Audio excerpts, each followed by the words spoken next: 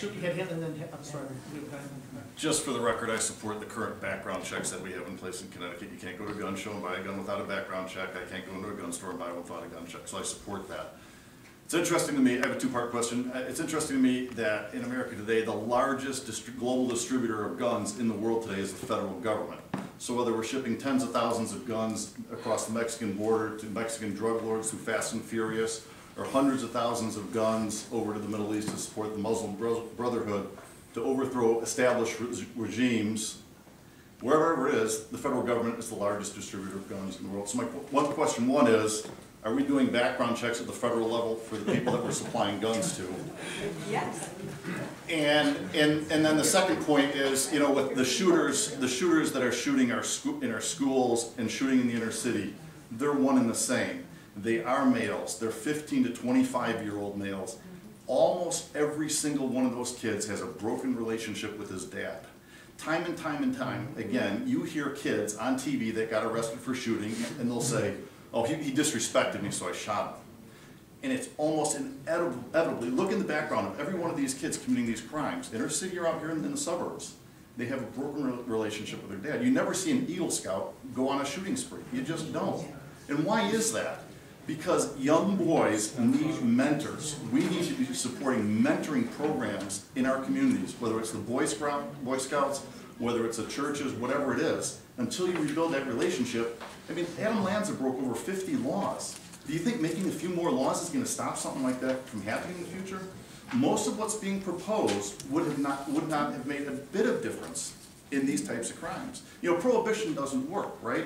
We did it in the 30s with alcohol. We do it today with drugs. It has virtually no effect. Just because you pass a law doesn't mean evil goes away. So anyway, just some things to think about. I just want to say, obviously this person in Newtown was mentally ill.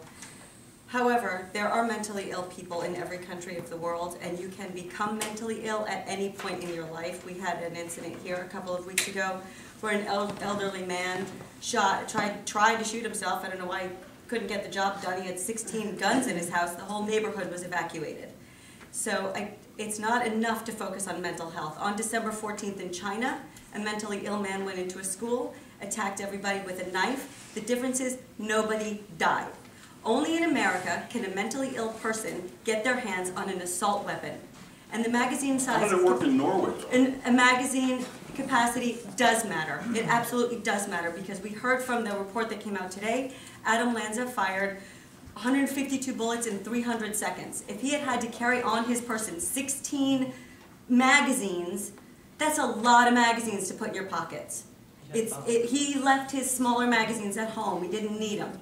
So it's very important, and this I wanted to say, what you were saying, Tony, is that it's not enough to ban the sale of these magazines. You all know they're not date stamped, they're not marked, you don't have to prove that you have a gun permit or a registration to buy them.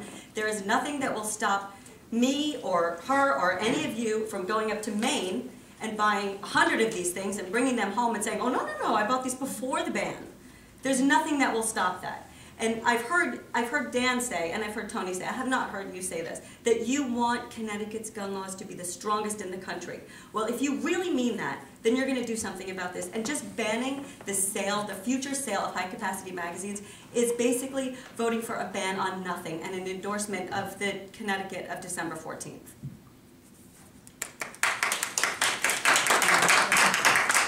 Who's next? You tracking? 8:30 is our deadline, though. The librarian has to go home. You got five. You got him, and then you in the back. Wait, I'm sorry, you get you next. Me? Yeah. Oh, what she said. That was great.